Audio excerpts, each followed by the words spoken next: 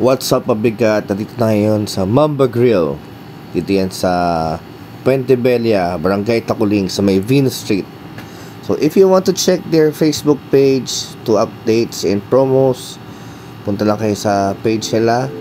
Yan, makikita nyo naman dito is yung restaurant. Kaya siya Mamba Grill kasi idol for sure nito si Kobe Bryant. Yan, so makikita nyo dito may mga memorabilia niya, awards na nakuha ni Kobe, the Black Mamba. And syempre meron ditong basketball court.